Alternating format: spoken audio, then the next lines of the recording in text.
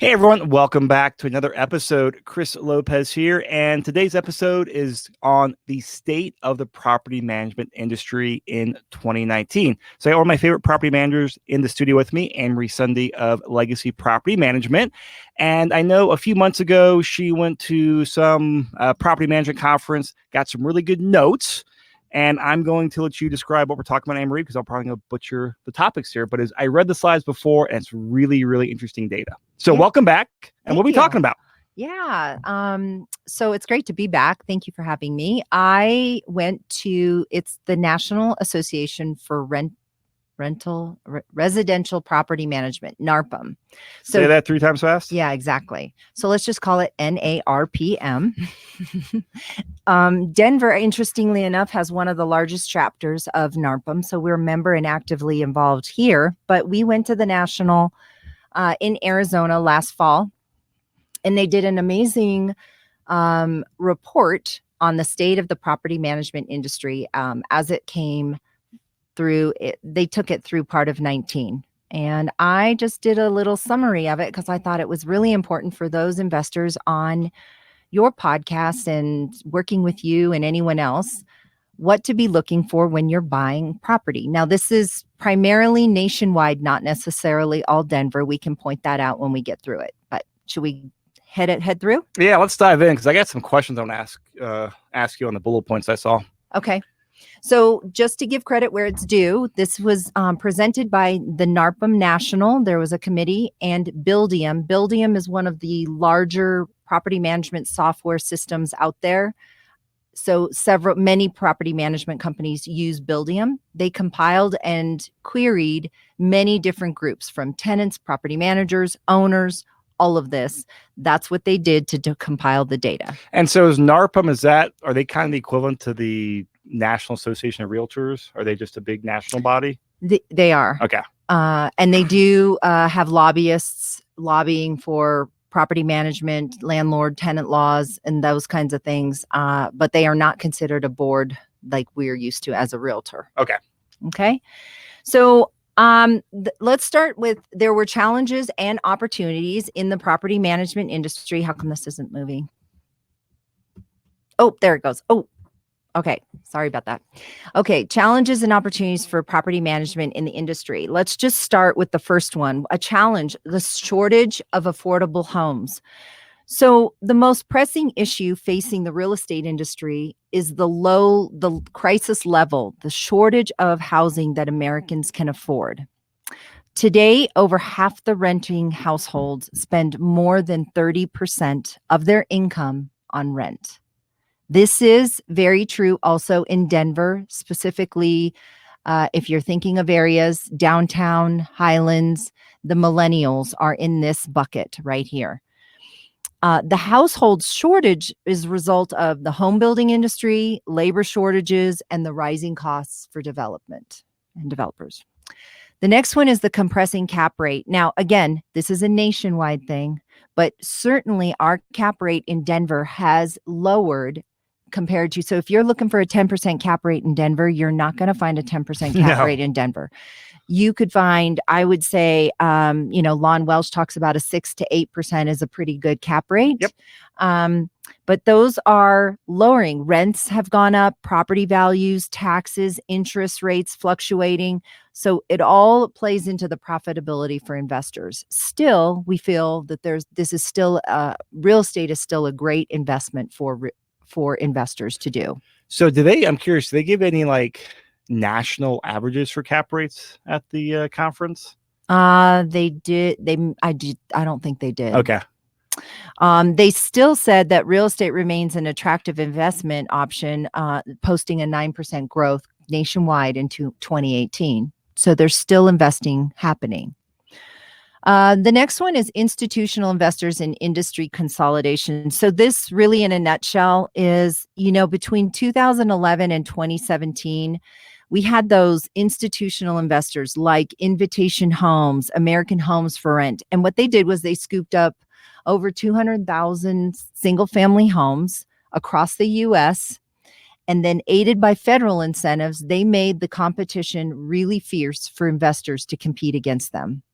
And that's kind of what happened as a challenge in the industry. It provided affordable housing, but it just intensified the competition for the investor for sure.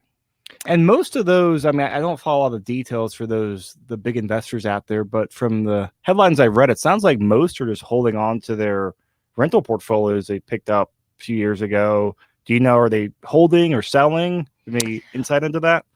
So at least in the portfolios and people that I've talked to in NARPM, there's a little bit of both. I think that some are holding and hoping for it, they're kind of riding a wave. Certainly in Colorado is what I can speak to. I have investors that if they are not cash flowing to what they want it to be, they're selling. Okay. So while I added 50 some odd doors last year, I also lost. I had a churn rate. So I had lost doors as well last year just due to market. We don't have enough in this market for sale. Yeah. So a lot of the loss, was that just landlords not happy with their current numbers, or are they just kind of? Yep. So Okay. they were pretty lean on what they were cash flowing, if they were cash flowing at all. More importantly, the ones that are subjected to the rising HOA fees, they kind of bailed out. So a lot of people's HOA's fees went up and they just said, okay, I'm out. So that has impacted. That's why the condo townhomes are a little bit more challenging, because you can't, our high rent rates have kind of plateaued now. So we're not as high as before. All right. So the high-end apartments and amenities war, that's pretty obvious, but this has really, I almost feel like they wrote this because they came to Denver and found out how many apartments, but I'm sure it's nationwide. But we have really been impacted by the amount of new buildings with their amenities, what they can offer, what residents get when they go and live in these apartments versus the perks or lack thereof from a condo building that's older or something like that. So this definitely impacted the industry for sure. So do you know, just kind of going to the Denver local scene here, I mean, we don't do a whole lot of stuff on like the downtown quarter just because that's the, Wall Street money building that stuff down there. And that's where, in my mind, that's all the Class A high amenity stuff. Is that downtown new build Class A stuff, is that impacting rentals in the suburbs? Or like how is that? No, no, I would say, you mean, does it raise the rent down south because of those buildings there? Does it, or I mean, not raise rent, does it suppress the rent, or tenants not coming down there? Because I feel like I know, and I might be missing some gaps here. I feel like all the Class A, or the vast majority of Class A high amenities, is all downtown Highlands area. And some other pockets around there. But we have a little bit in the DTC. They've built some pretty decent buildings here in the DTC. And actually Highlands Ranch has some pretty good, I've toured apartment complexes just to get a feel. So, there's a couple of really decent ones in Highlands Ranch. Really? Yeah. Right off of Lucent. That one is amazing. And they offer really good amenities. The thing that apartments do is they also offer free rent, which if you're an owner that owns a one-off condo, that's a full mortgage payment for you. So that's a little bit challenging for us to compete against something like that. Does that kind of answer your question? It does. Yeah. Okay. I was just kind of curious how that impacts things. It's also based, and we're going to talk about who lives where in a minute, but who lives downtown. The big draw is the companies. We have a really large company that's relocating from California to Denver, and they're building their office at Union Station. Don't we have like 20 of those companies? Yeah, we do. But I've placed a lot of those people in the properties downtown because they don't have to commute. They're just parking their car and or some of them don't even have a car. So yeah. The demographic shifts and popularity of renting. So this is kind of interesting. Buying a home remains out of reach for many Americans.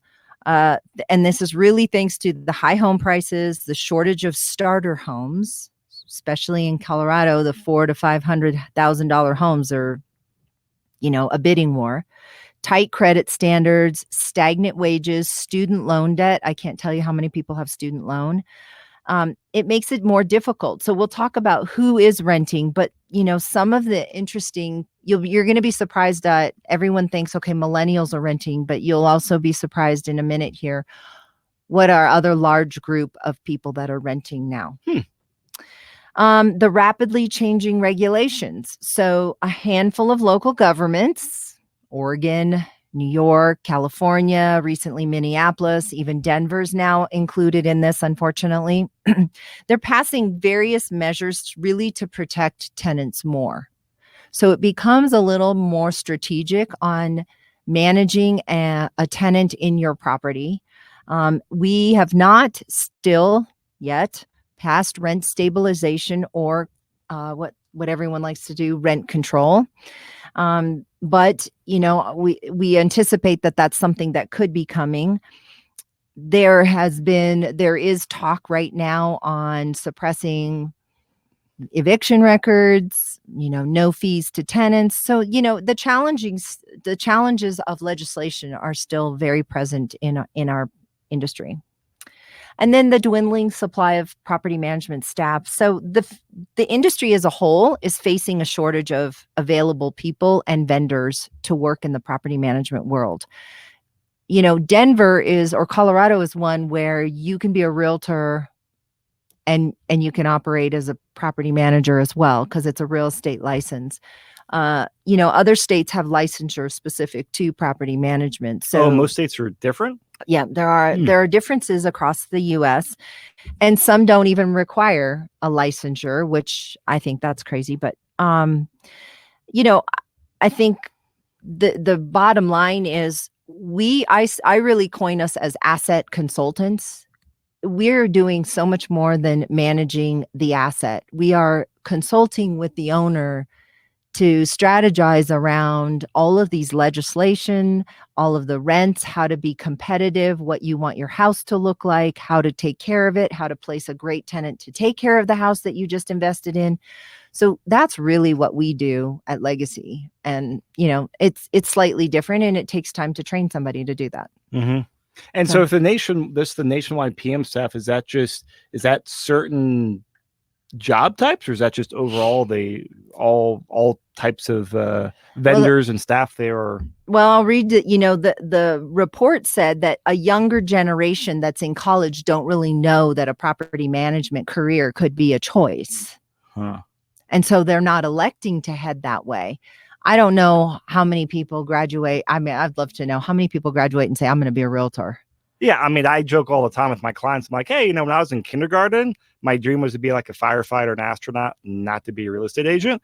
And I imagine that's how most property managers are. Like, I think for a lot of real estate professionals, it's oftentimes a second career. They fall into it. Yeah.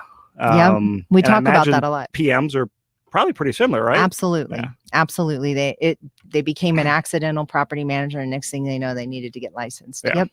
Totally. Okay. So it's a little lag. Stand by. Yeah, just so you guys know, we do have PowerPoint slides we're going off of here, and they're not cooperating. All right, we'll go old school on here. Yeah.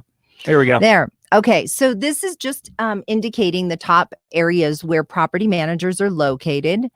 I think it's interesting to note that Colorado fell in the top 10 twice.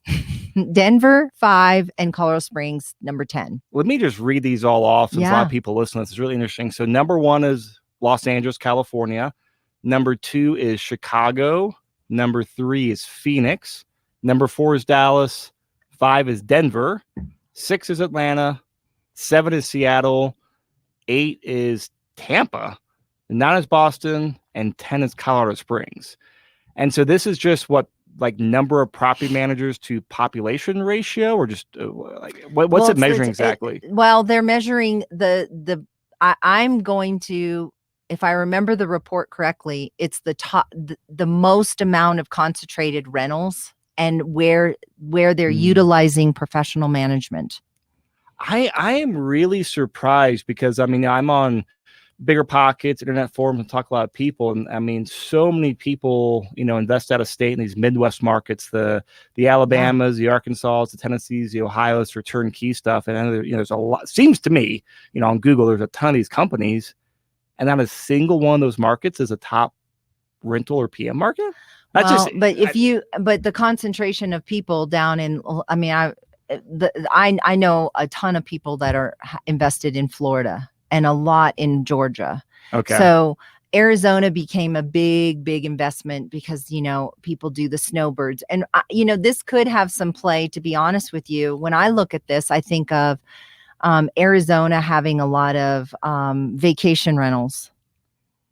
Same with Florida, quite frankly. Oh, yeah. Florida, definitely. I used to live there, so absolutely there. All the snowbirds. So, I don't think they're differentiating that out so much, but it's kind of interesting to see that we fall into the top 10 twice. So from your point of view, is that a good thing or a bad thing or just an interesting data point? Well, what it is, I mean, from a standpoint of an owner of a property management company, it's highly competitive in this state. There's a lot of rentals, there's a lot of business to be had, but there's also a lot of people doing property management. And there's a lot of realtors that operate as property managers as well. So brokerages allow both. It's just a matter of how are you screening the property manager that you're selecting? What about from the landlord perspective? Same question, but from like my perspective as a landlord, my clients, or does it make a difference for them? In terms of? Just Colorado, Denver, Colorado Springs being a top area for property managers. Is that a good thing or a bad thing to landlords? Well, you got a lot of choices. We're getting more of the kind of big box people here.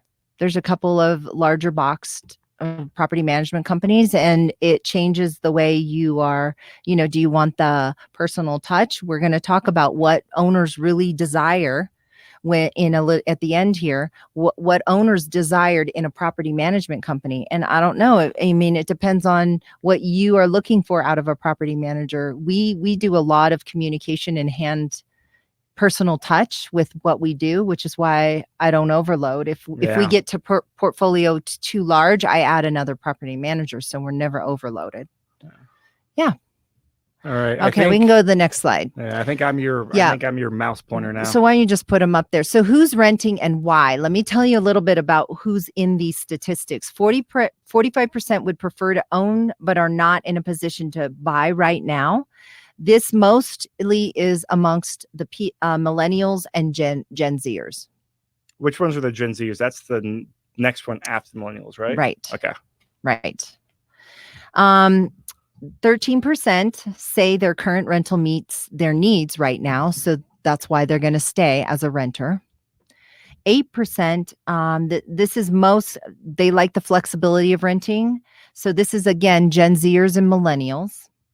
They want the flexibility to get into get to school, work, they like that urban living. 19%, more affordable than buying in the area where they want to live. 11%. This is the one that kind of was interesting to me. This is the baby boomers. And we are having more and more baby boomers, retired people applying in homes because they don't want to maintain the house anymore. And then 4% like the amenities or the community that their rental gives them access to. So they're just going to stay as renters. Yeah, I've going back up to the talking about the baby boomers. 11% don't want the responsibility of owning and maintaining a home. It's interesting because I've talked to, I can't compare this to like 10 years ago, but just a lot of clients. I help people buy rental properties. They're baby boomers who are now empty nesters. They're still working, but now like, what? We sold our place in the suburbs or we sold our place out of state, and now they're renting, one of those buildings next to Union Station, and they're living like, the cool Class A stuff. And I've been really surprised with how many of, that baby boomer generation I've met. And they're like, yeah, it's simple, it's nice, and all we do is like we have our little place and we got rid of everything. And then they go somewhere, they just lock up and leave. Yeah. Mm-hmm. Especially in this snow country. That's an easy thing to do. So the top 5 neighborhood qualities, renters. So this is on the rental side. This was the poll to renting tenants what they look for when they're looking for a home. I thought this was important for investors that want to buy a property. This is 7 in 10 want it safe. 6 in 10 want it convenient to work, school, or transportation. This is why the suburbs can be a challenge unless they have work down there. 5 in 10 want it quiet. 4 in 10 want it family friendly, and 5 in 10 want it close to stores and restaurants. So you kind of see a little bit of urban influence in a lot of that.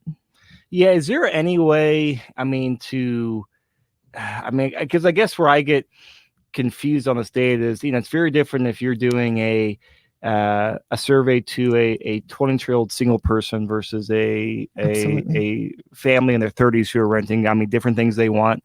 And then obviously, hey, are you going more towards a higher income young professional, or are you going more towards a blue collar area that has a lot of times, government vouchers for assistant living? Do you have any context, like filter out the data, which I know is a really hard question? I don't have it. They were querying tenants, and it's a little obvious.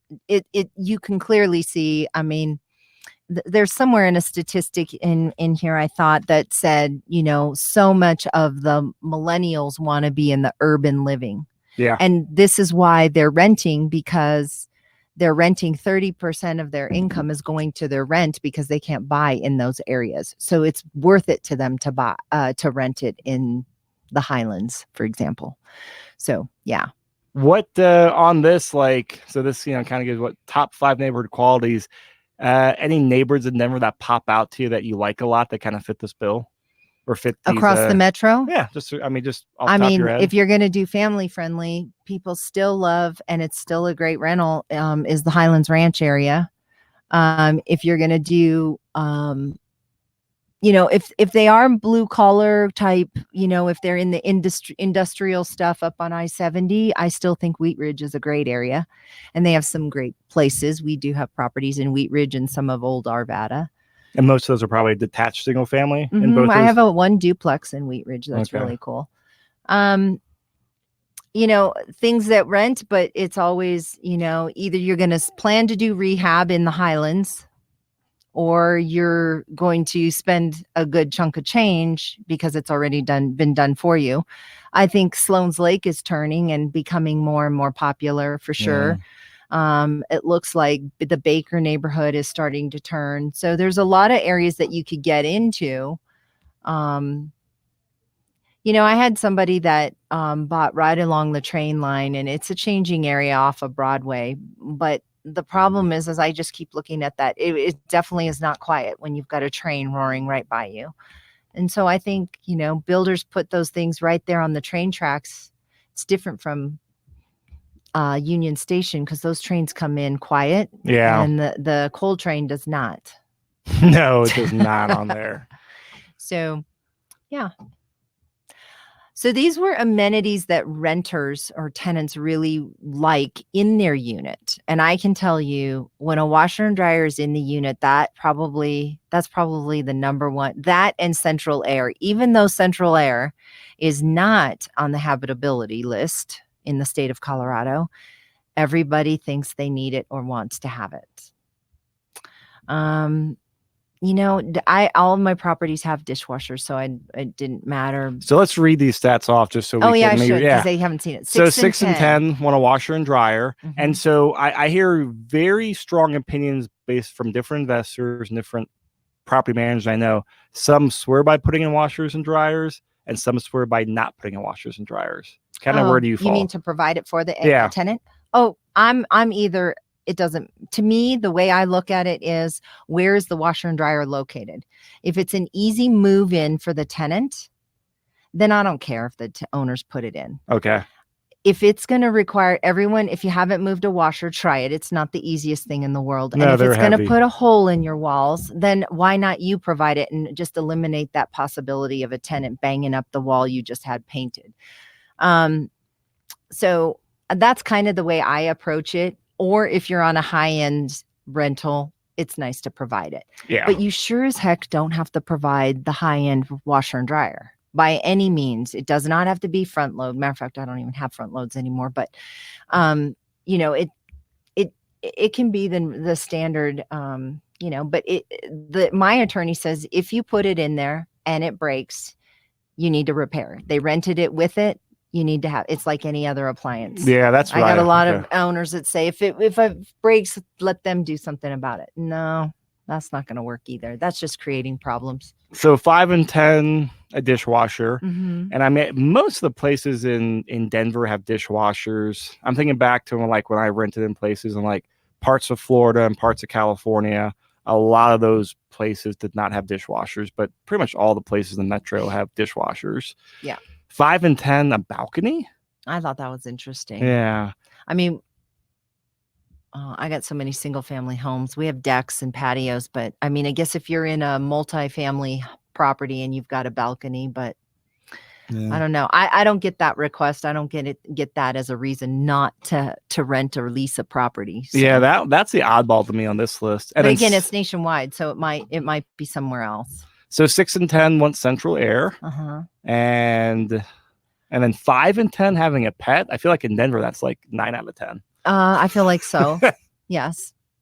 And this is the people that say I'm not a pet friendly house. I just can't I can't tell you that's probably the best way to shrink your pool of people when you do that. I mean that's going to like shrink your pool and probably shrink your rent, right? Oh yeah. Okay. Yeah, because we charge pet rent if it's a pet, not an animal. Yeah. Yeah. What's the extra average like pet rent you charge, just out of curiosity? $25 a pet per month. Mm-hmm. So what influences residents to renew their lease? This again was queried on the tenants, listening and acting on issues in the property, specifically maintenance. They can be your worst pain if you're not being responsive. And as such, the states are now coming up with their warranty of habitability, stating this is when you absolutely, without a doubt, must respond. Rents and rental increases within reason. I have a lot of owners that say, oh, they've been so good, I don't want to increase. Most tenants, they expect an increase. You don't need to gouge them. But why, your HOA went up probably. Why wouldn't you, or your taxes did? Why wouldn't you increase at least a $50 increase? And we try to stay within the market, but if they've been there a while, it's just a reminder. We've talked a lot about that. Safety, private, friendly landlords, I'd like to say, and or property manager. So, respecting their privacy. We can't go in every month to make sure they're not doing something crazy. Freedom to decorate. Now, this can be within reason, so they don't have to paint the entire house, Pepto-Bismol pink. But what we have in our lease is they must get approval. So interestingly enough, a property that you were involved with, Chris, the owner had totally painted it, did a great job, my favorite color, gray. And the first things the tenant said was, we really hate this gray, which, by the way, is the in color. Yeah, don't they watch HGTV? He wanted to paint the whole thing white. And I'm like, no. Not only no, but no. And I said, and if you insist, you'll hire my painter. And that just squashed him. Are you kidding me? You're the first ones living in here and you want to paint the whole thing white? No. In my experience, everyone they're like, oh my, thank God it's not white. Yeah. I mean, that's how I was when I was renting for years. I like, oh, great. It's not just bright white walls. Thank you. Yeah. Yeah. So anyways, people are interesting. And then the hassle of moving versus benefits of the space they rent. So a lot of times, and the hassle for the tenant, but also for the owner, you risk vacancy if you're going to, up their rent $200, $100. If they've been good tenants, why wouldn't you just, appreciate your mortgage being covered and you're making cash flow? So, yeah. So I really like this. Let me tell you, okay, so it's rental property owners. Denver, Colorado is number 4 of the top areas where rental owners' properties are located nationwide. Let me tell you who was number 1, LA, number 2, Chicago, kind of going off that map, and number 3, Phoenix. So it's falling in line with this is where property owners own the most. So they may not be located here, but they own here.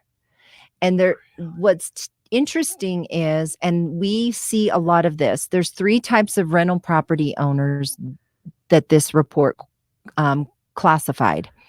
The intentional is obviously the intentional investor is the purchase. You purchased a rental property with the full intention of it being an investment property. They're the people listening to this podcast right now. Right.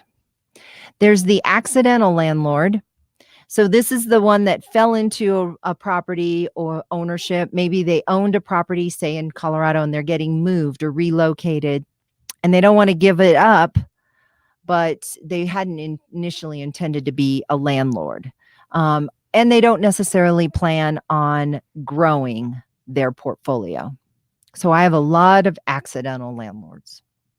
These are the ones we love a lot because they're the ones that are very fearful of my house is going to get trashed, and there's no reason for that. So the unintentional investor is same thing. They fell into property ownership due to whatever circumstance, but now they think this is kind of a fun and cool thing, and they're going to continue to grow their portfolio. So those were the 3 classifications of owners. So that's how they distinguish from accidentals, like they're keeping it with no desire to do anything more, but unintentional, they fall into it, but they like the money and want to do more properties. Yeah, this isn't such a bad gig. Let's keep going. For sure. So I'm just really curious, do you have like just rough percentages about out of like the client, the doors you have or clients you have, like what percent is intentional, what percent's accidental, what percent's unintentional investors out of what you manage? I would say over 50% are accidental landlords. And are those people that bought, 10, 12 years ago before the market crashed? Correct. Yeah. Okay. Yes. And not all of them. Some recently, and due to job or military, took them overseas, or they're just gone for a while and they're coming back for whatever reason. But most of them fall in number 2. I have probably 20% on intentional investors. And then, it's just a sprinkling of the unintentional. I would say a lot of them fall in 1 and 2, I think. Okay. So intentional and accidental. Yeah. Okay. Unintentional. I'm just trying to even think if I have. I mean, they may decide to grow, but no, I think they were intentional investors to begin with. Okay. All right. So now they kind of interviewed owners. And this is, I've written a white paper. There's all kinds of stuff on my website about how to interview for a property management company. But the top 5 services that owners really want from a property management company, obviously rent and fee collection, as you should, maintenance and repairs, as you should, leasing and marketing vacant properties. I would caveat that in that we try very hard not to let our properties go vacant. So we list when our tenants are still in property if they are not going to renew. So like 45 days out or 45 days out. And we're showing we try very hard to have very minimal vacancy time. Mm-hmm. I know there are a lot of management companies that let it go vacant, do the cleanup, and then list again. But why is that?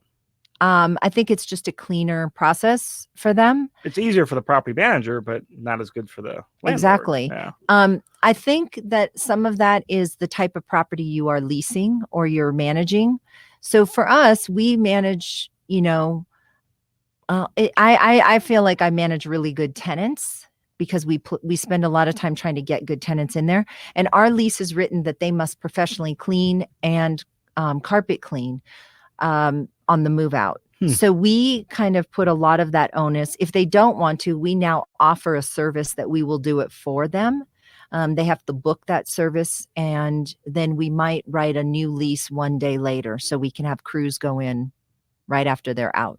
And you just kind of deduct that from the security deposit then? If they choose your service if they tell us enough in advance, I can deduct it from the security deposit. But if they tell us enough in advance, I'll put a charge on their portal and they'll pay it prior. I rather they do that. And then property inspections. That's what other fee or service, evictions and property inspections. This is pretty common with most property management companies, with the exception that I don't know what a regular frequency of property inspections that most PMs do.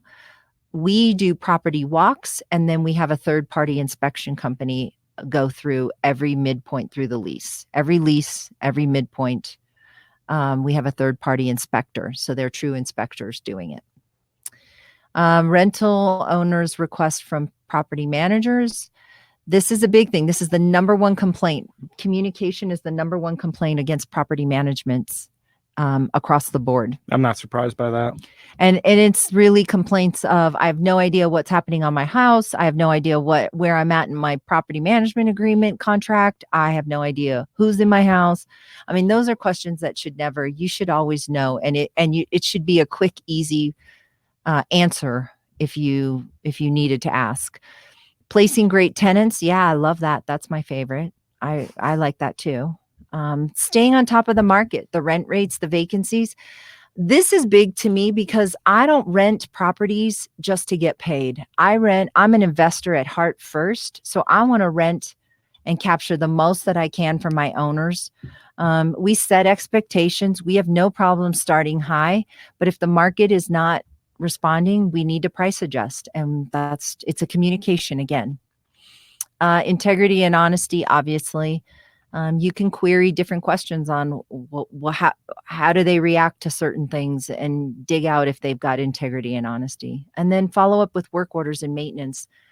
That is probably more of when the work order comes in or a maintenance request comes in, giving the owner a heads up that something has happened on property.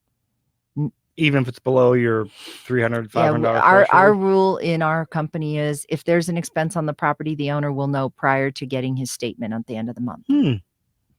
If I'm going to impact what they get as a distribution, they need to know it because some of them are banking on a certain amount every month. I would want to know that. Yeah, I do too. So, I like that. Yeah. So the takeaways from this report were kind of interesting. The first was property managers are becoming, the number one was property managers are becoming more. We talked a little bit about it, asset managers or consultants. This plays really into the regulations for fair housing affordability, subsidized housing, and how to respond to people asking, do you take Section 8? All of these things. This is where this is coming from. But then it's also the legislation. It's helping owners. For us, we have over half of our owners don't live in the state. So again, we have those people that have been accidentally became a landlord. We are their eyes and ears. So it's communicating, listen, these are things that are going to improve your asset. We're not doing this for a tenant. We're improving the asset to keep the value high. Yeah. That's really what we get. So I really view us more as consulting than just managing a house. You can flip to the next one. The other one was the awareness of local market trends matter more than ever with the other growing cities. So really with the cap rates compressing in markets like New York and San Francisco and quite frankly, Denver, and looking to invest in other markets, property managers can be valuable by keeping abreast at the changes in this market and educating our owners. So that's really what number 2 was. And then 3 is relationships are still at the heart of property management. So while most property managers have an incredible amount of tools that are virtual, electronic, on the web, everything, ultimately our owners and our tenants still want that human touch. It's no different than developing a relationship and understanding they're all human out there. And so we don't want to compromise our communication or our personal relationships with tenants, vendors, and owners. That makes a lot of sense. What, other than compressing cap rates, I know there's some legislation always legislation on the books now, it seems, that are, making it more difficult to be a landlord in Denver. Any other local trends that you see from your, property management armchair? For legislation or just in general, just other trends in general? I mean, because I always tell, hey, we got, growing population, growing jobs, housing shortage, I compressing still, cap rates. yeah, I mean, I'll be really honest with you, navigating this legislation right now, from last year, we got kind of hit a little hard. And this year we are actively on Capitol Hill, testifying actually tomorrow on this. It does make it challenging. It makes it frustrating. I think that being involved, I do feel that investing in property is still a great source of revenue stream. And I do feel that, investing in a property is for the long haul. It's not a get rich quick and, buy and then sell it quickly. Our market in Denver is so completely, we don't have anything to buy. So people that are coming are forced to rent. And it's still that way. I agree that there's probably more rentals available. However, I still feel that we are not missing, certainly for single family homes and larger like townhome type things, those are still renting really well.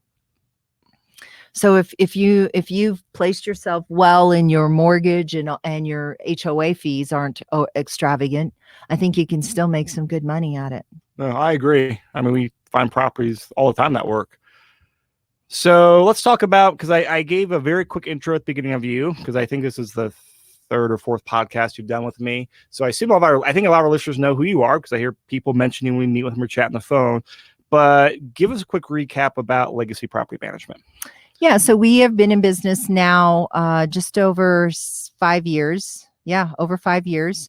And we do full property management services and leasing. So there's two things in property management world. There's everything it takes to vet out a qualified tenant, from marketing your property, photos, showing, which we personal show every interested person. That's the leasing side. And then when you get a paying tenant that's in the house, now we switch to property management.